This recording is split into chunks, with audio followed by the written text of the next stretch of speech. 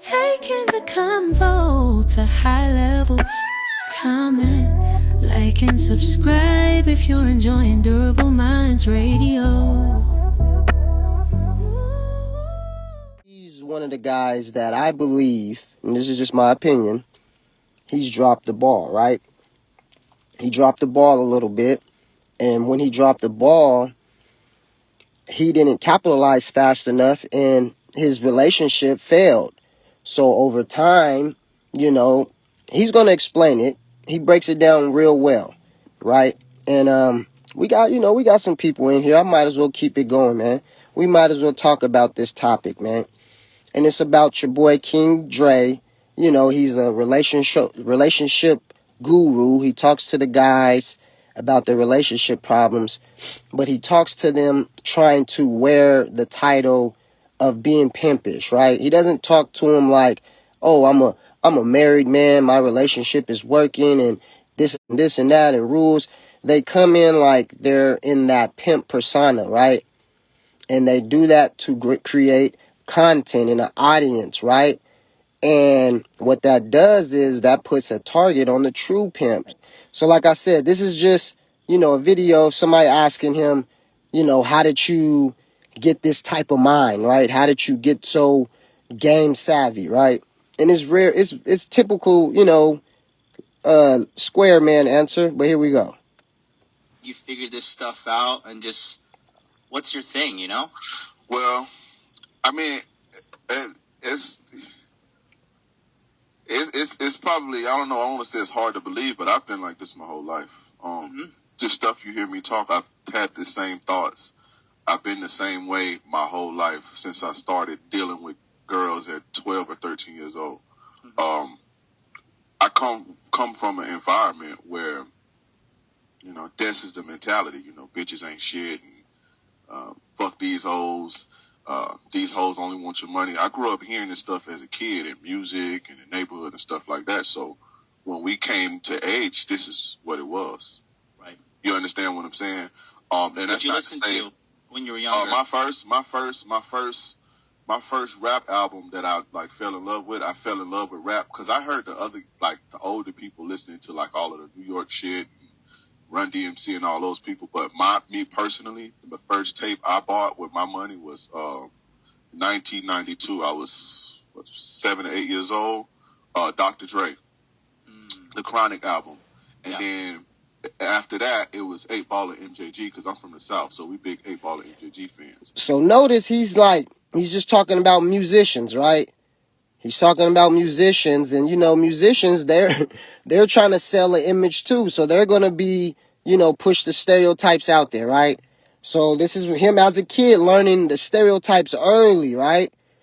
Let him finish. He's not really giving us no answer to where he was, dealing with a female, some experience, right?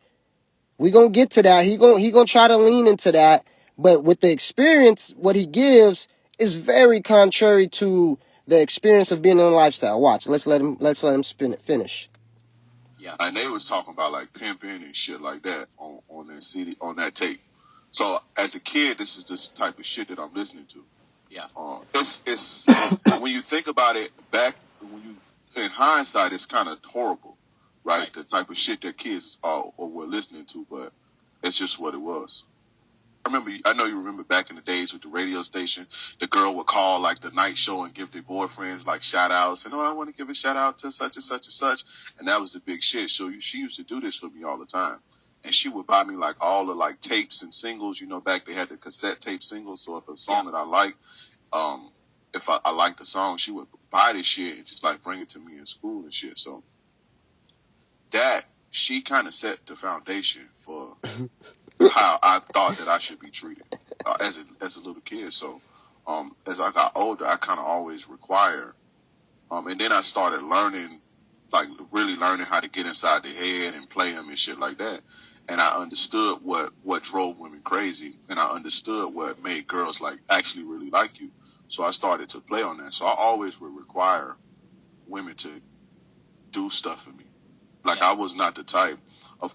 Do you see? So what he's explaining is he learned basically at a young age how to manipulate females, supposedly, right? That's what he's claiming right here in this video. We're going to move a little bit forward in a little bit, and we're going to get the real him, right?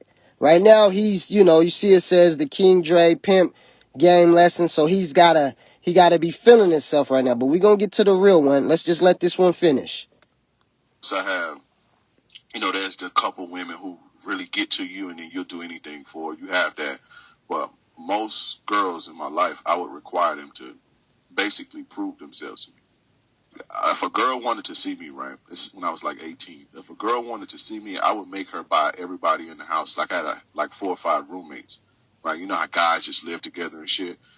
And I would make her bring everybody Taco Bell or buy whatever, If you want to see me, this is what you have to do. And listen, this is his examples. He's gonna give you even a worse example, but this is one of the examples. So if he's a roommate in college, right, square dude, and a girl is liking him or he's liking a girl, oh, well, we have to test this girl and she has to, buy everybody food. And that lets me know if she likes me. When it's like, no, man, if you don't, to the square world, that's not even, correct things to do at it, right? But this is what these guru dudes do. And when they do that, they feel inside that there's some type of pimping going on. You get what I'm saying? So when they do that, now when they get an audience, they tell these stories, right, to the square ear, and that makes them feel even more pimpish because squares are thinking they're doing some shit. When really I think Bud lying about this shit. Watch what he say next. Bring everybody something to eat. Or, if a girl would tell me, oh, I love you, I love you so much, I would say, how much do you love me? Oh, I do anything for you. Okay, well, you got to fuck my homie. Like little sacrifices when they make, I swear to God, bro, this is what we do. That hit me out of left field. Right. Yeah. So before. So he said, if the girl say he love her, he got to tell her, oh, well, you got to let the homie smash. Like, what type of sense does that make? Let's see if he answers. They would fuck you. You tell you got to go fuck my friend. Yeah, not before, but just like after. Like I would already be fucking her. They want to pull out. Oh, I fall in love. Oh, I love you so much. Okay, well then prove how much you love me, right? Oh, I do anything. Okay, well let my dog get some of that. And they would do it. But and they would do they're making sacrifices like this, and it's not like I was gonna wife them anyway. Like I love it. I fucking love it. And I don't teach stuff like this nowadays because I know guys are irresponsible. It's like I was irresponsible, but you was irresponsible, but you're talking about it. Why? Sacrifice and them giving their bodies and doing things for you that they've never done is enough to have them. You pretty much own them at that point. You own and them. That was my whole. I don't know where I'm trying to explain to y'all. I don't know. Maybe I used to have a sick thing back in the day, but this is how we used to do. So, like I said, I understood the power of getting them to invest in you. Yeah. So he understood the power to get in the female to invest in him at a young age, right? That's what he's claiming. How I look at it is that, first off, that's not getting a female to, be loyal to you, right? See, when you in this game,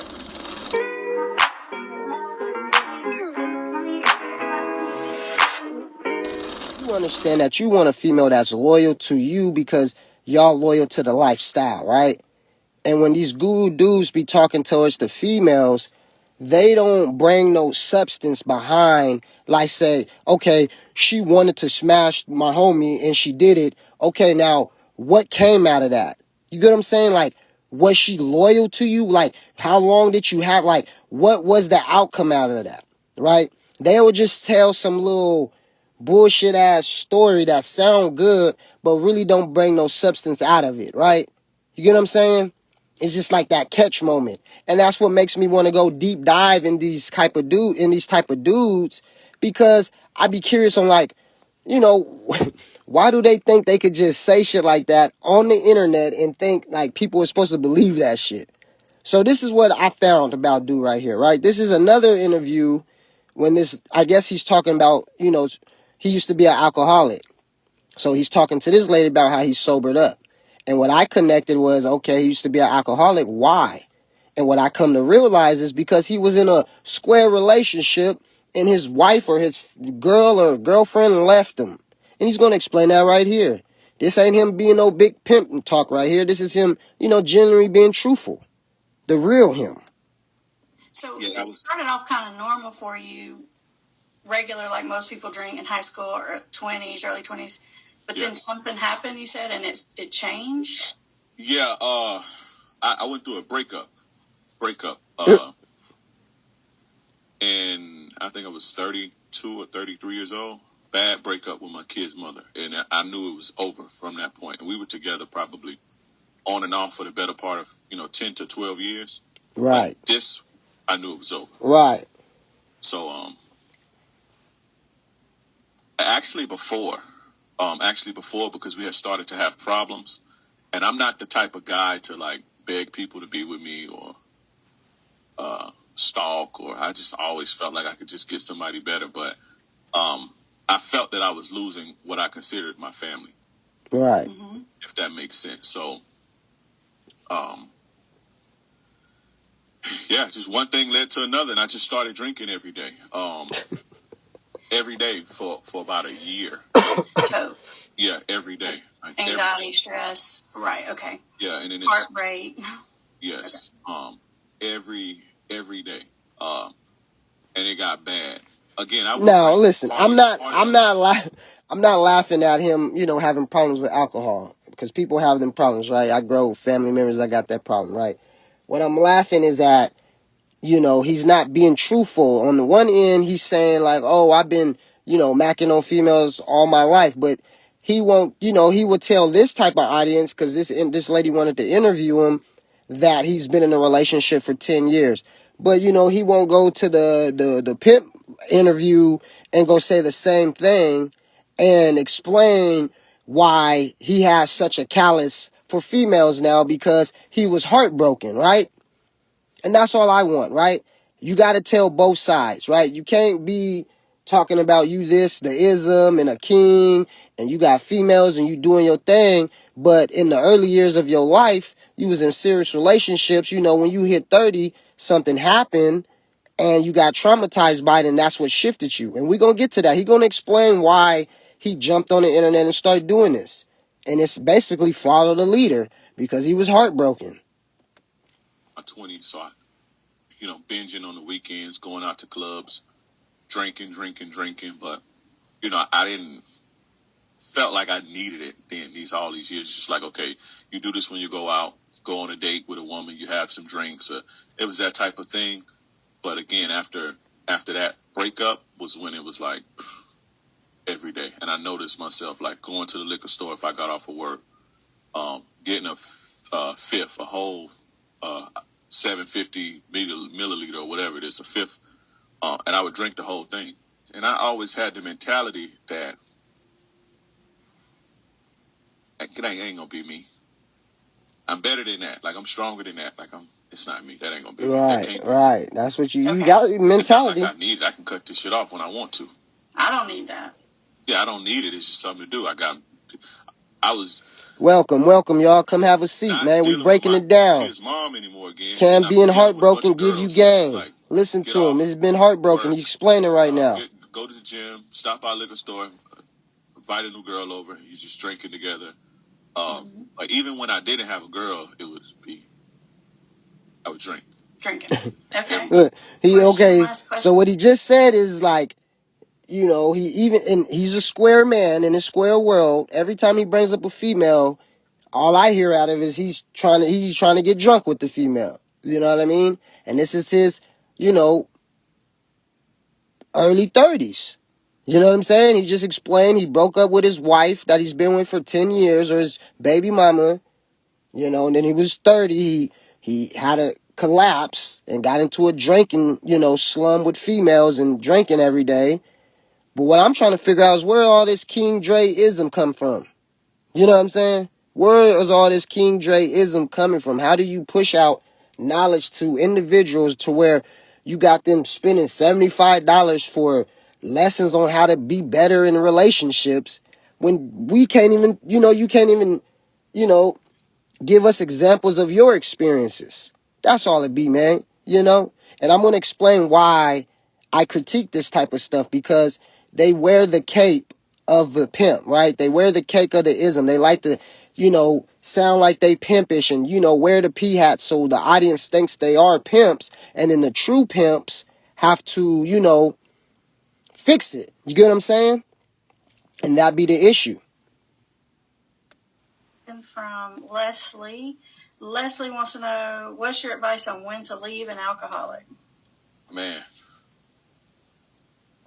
the right part of my brain says, stay there and support him and all that shit, but it's gonna take for you leaving. He's gonna have to feel loss, because as long as you enabling him, he's not gonna change. It's just gonna only get worse and worse and worse and worse. I think the best thing that happened to me was me and my kids' mom splitting up, because that's what made me spring to get my stuff together.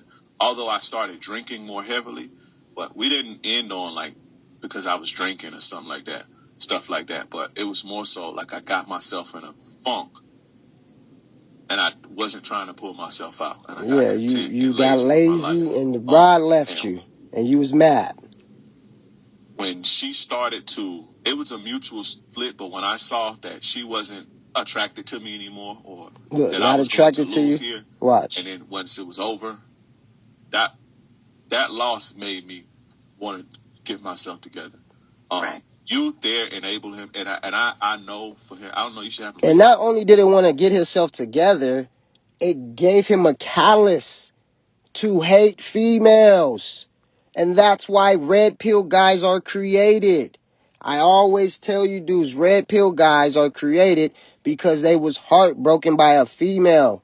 So now they feel like, okay, I got to get myself together and F females, right? They use that mechanism of, one experience becomes all women. You know what I'm saying? And this the thing. And then they'll try to push that back into the world, and they'll try to think they'd be, pimping now and this and that. And it's like, no, sir, you're not doing no pimping.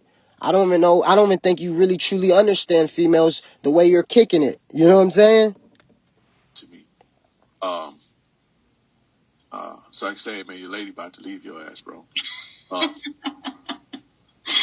But if her staying there, she's enabling him, and then when you're drinking, she's putting herself in being susceptible to mental abuse, because when you're drinking, you say crazy shit, or physical abuse, or even worse, like getting killed, right? So let's say you don't get killed or nothing like that, but you still have to deal with, now you damaging yourself. So now you damage, and then, damage people. So you go meet a good man and you damage him, and then he damages a woman, and it's just a crazy cycle. That's right. So you see what he's saying, right? He's saying that he's been heartbroken. His girl left him, and he got drunk because he felt bad about himself. He lost his whole family and whatnot. And now, he had to get right because maybe he really wanted to get his girl back. You know what I'm saying? And as getting back, he's going to start talking about how he got the idea to be like, this fucking guru dude, right? This dude that thinks he's been talking game all his life. We just heard his life story. That's his life story. He just told us his life story, that he was in a relationship for 10 to 12 years, had some kids. His baby mama got mad because he got complacent and lazy, left him. He got bitter about it, had a little drunken spill, got drunk a lot, had a little alcohol problem for a little quick second. And now he's about to explain what triggered in his life. Now, I want y'all to understand how he talks differently in here when he's talking to, supposedly the white pimp or whatever he is, right? How he explains it way differently than he explained it to the white lady. Listen to him. Why did you become King Dre? Why did you get on the internet and start doing this? What was what drove you, man? Like I said, I was always the friend of the group that was taking it a step further with women. Cause like my boys, we good at knocking them down and fucking, and they have no problems with that. But they would always be like, man, what the fuck is you doing? Right? But my dad would always tell me, don't teach guys, your friends and shit, because they'll use it on your bitches and shit. And one guy I did teach this shit to, he ended up fucking my girlfriend, but that's now listen. Did you just? He said one guy I did teach whatever game he got to, he ended up fucking his girlfriend. So how the fuck do you teach some game to somebody about dealing with females, but your female go behind your back? Doesn't that explain how maybe he didn't have no game in the beginning to be teaching anybody? You get what I'm saying? But I don't even think people catch what he just said. You know, the average square regular man out there, the young man that might, be thirsty because he's young or because, he's shy or nervous or scared, or he's looking for a shortcut, they're not even gonna pick up what this dude just said. They're not even gonna pick it up. He just said he taught somebody the game, and the dude that he taught ended up smashing his girl. And he said his girlfriend. It's just, and that's another reason why he probably is a red pill and hates females so much. story for another day. Shitty friend. That's a shitty friend. Yeah, man. But I've always had a fascination with the dynamic and shit.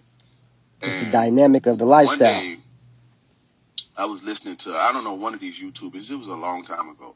And I'm not sure if you're familiar with a guy named Tariq Nasheed. Yes, I do know him. Well, he does all of the race shit now. Well, Tariq Nasheed. So when this is where he got his idea, to be like, oh shit.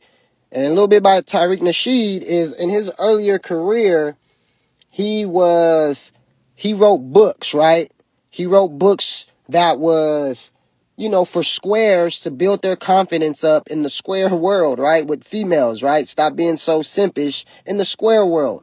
So he's getting his sources being a square man from a man that's writing books for square guys to just get a little bit more comfortable, confidence dealing with females in the square world though, not in the lifestyle. Remind you, Tariq Nasheed never was a pimp. He'll say it. He wasn't a pimp. He was just a Mac, or whatever he want to call it. He always said he wasn't a pimp, though, right? But what I'm saying is he was intrigued because he's been heartbroken by females. So listen, he says he finds Tariq Nasheed. The deep end, but before he was a Mac pimp. He was good. Yeah, I started listening to him. One day I was just like, I was listening to somebody else, and then he was doing an interview, and I'm like, hold up, he teaching people how to do this type of shit on the internet? Like, this is my life. I do this shit for real, right? So I'm like, damn. So he kind of inspired me. Like, he planted the seed.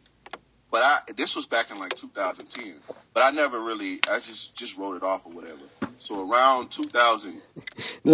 So around 2010, I believe he was still with his relationship, and he probably was, a yes man. He was tired of it. So he probably ain't gonna tell his audience right here that he was actually reading the books that Tariq was writing. You get what I'm saying? He trying to say, oh, Tariq triggered him to want to start, pushing it out there in the content. Mind you, that's 2010, but he pushed it aside, right? Because he's a square man at that time. 2017, 2018, I kind of fell into a rough patch, lost all my money. Okay, so he said he lost all his money. Mind you, this is when he broke up with his female, when he was in a slump. But he gonna tell you he lost all his money on this one. But mind you, on the other one, he just said he broke up with his girl around this time. Let him finish. And mind you, this is pandemic time. Mind you, this is the pandemic time too. A lot of these cats was created during the pandemic. Everything was going bad in my life. And I'm just trying to figure out, like, I was in a space in my life to where, like, I shit on all my opportunities. I have to, like, I got to figure something else out because the life that I used to live, I can't ever go back to that life, right? Because that's all I know. But then I don't want to be working in a fucking warehouse. I don't want to be doing anything like that. So I'm just in a bad spot. I'm probably at the lowest point in my life at this point. And 2018? Just 2017, I think. 2017. Okay. I got zeroed out in 2018. I lost everything. lost all my money. I was 32. It was crazy. I was like, yeah, I was 30s. I'm like 30, so I'm See, like, man. that's the proof right there. He said he was in his 30s. And the last one, he said he was 32. This is why I know, connecting the dots, this is the same story he's explaining to the audience, but he's trying to twist it up because he's trying to make sure that his audience think he's just some guru-ism king pimp Dre. I don't know. This is fucking crazy. Now, if I was 21, 22, I know I got time, but I know as a 30-something, this is crazy. Like, so I'm like, man, I gotta figure something else. Out. So I'm like, well, fuck, I'm gonna just write a book, right? Because I remember Tariq Nasheed wrote a book about like player and all that shit. I forgot what the name of that shit was. But How to Be a Mac, right? Wasn't it How to Be a Mac? Art of Mac, and I never actually read it, but I know he had one, right? So I'm like, well, I'm gonna write a book, and I'm gonna just like, what am I good at? Like, what am I good at? Well, I'm good at fucking with bitches and shit. So No, you I started not. writing a book, and I was like, you know what? How the fuck am I gonna promote the book? I gotta fucking get on YouTube and shit like that. And I'm like, I don't feel comfortable because I didn't know how people would receive me because I'm rough around the edges and shit like that. Yeah. So I'm like, I don't want to really get on YouTube because I don't know, like maybe my shit is too harsh. Like I'm a Southern guy, so I still talk with a certain type of way. I still come from. So I didn't think people would receive that well, right? I didn't think people would take to that.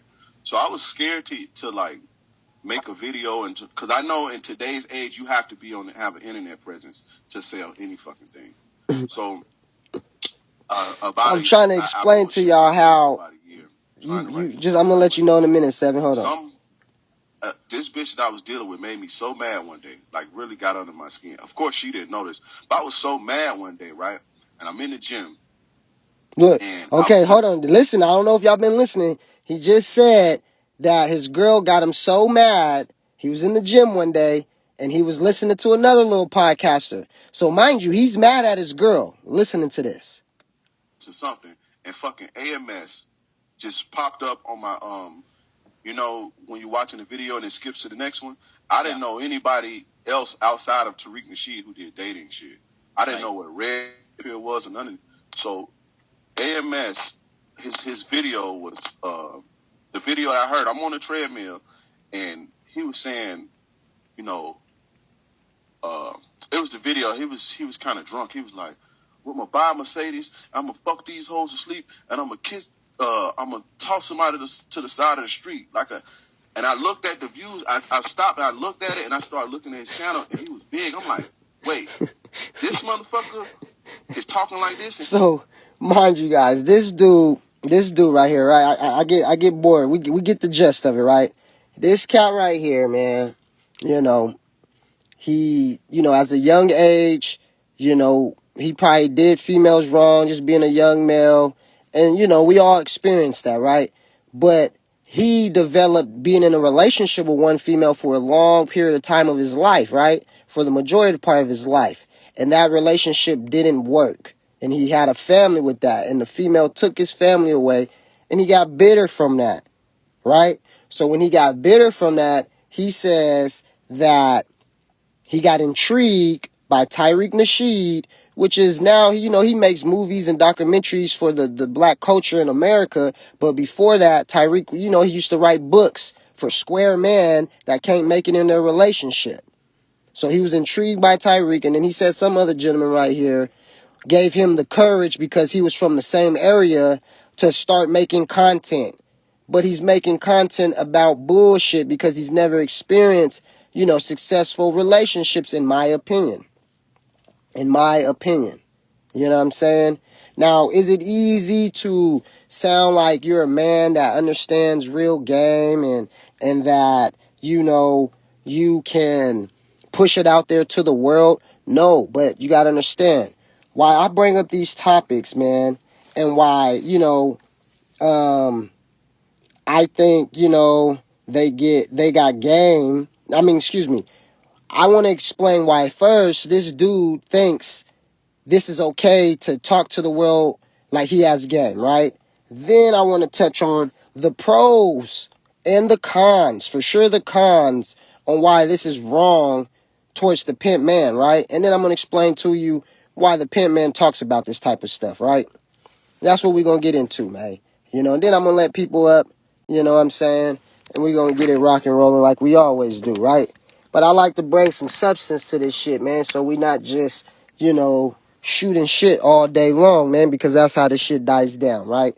But I wanted to show y'all those visuals real quick. And if y'all missed them, because, you know, I started a little early and everybody didn't jump in. You already know I throw this shit on the YouTube, and you can catch how I found his little videos and gave them comparisons on how he talks to the real squares that, you know, when he was talking about his sobriety, and then how he tries to switch it up to sound like he's some big pimp, right? And that's what I want to touch on, man. What I want to touch on is why people do that type of shit, man. And I really think that shit is because he's trying to cover up some pain. And the way they cover up that pain is they try to throw like they some philosopher out there, right? They try to, you know, use like, oh, I'm giving game, right? Because in a way that makes the loss make sense, right? Now I'm giving game, so my loss, it makes sense, right? You know what I'm saying? Another thing is, you know, trying to teach, right, equals like self-therapy for them, right? You know what I'm saying? You know, they feeling useful, right? Instead of that rejection that they got, right? They're trying to, oh, I can, instead of feeling like I got played, let me just turn and flip it and try to go, you know, feel useful out there in the world, right? It's like ego repair, right? They're trying to repair their ego, right? And really what it is wounds. They're speaking wounds. They're speaking of their wounds. They're not necessarily speaking of wisdom. You know what I'm saying? They're pushing out wounds out there. All these people that's following these people, they pushing out wounds because, you know, these gentlemen probably feel like they got a lot of wounds from females because they in their feelings. Logically, them women didn't do nothing. They didn't, you know, there's no wounds, but, you know, these guys think that, right? And that becomes an emotional armor. That becomes their emotional armor, right? A defense mechanism, right? You know what I'm saying? And that's the problem with it right now, right? And the reason this is the problem, right, is because, see, B5 don't understand that these type of dudes make it hard for true pimps. And that's why I talk about these boring topics, because, you know, I'm a true pimp. You know what I'm saying? I'm not just here for shits and giggles, you know what I'm saying? I'm trying to make this shit real scholarly like, you dig? You know what I'm saying? And some people don't pick up what I'm putting down, and that's okay, you know what I'm saying? That's okay, you know? People like this dude Dre, you know, they really unhealed bias, right? They really, you know, they have a bad experience with a female, and then they treat all other females like that bad experience with the female. Kind of like B5 do with Man Now. You get what I'm saying? You know, the female, they'll flip it. They'll have a bad experience with a male, and then they'll think all males are just like that bad experience they had, right? Dre's kind of doing it in the same way, right? And when they do that, that looks bad for the game, right? That looks bad for the game.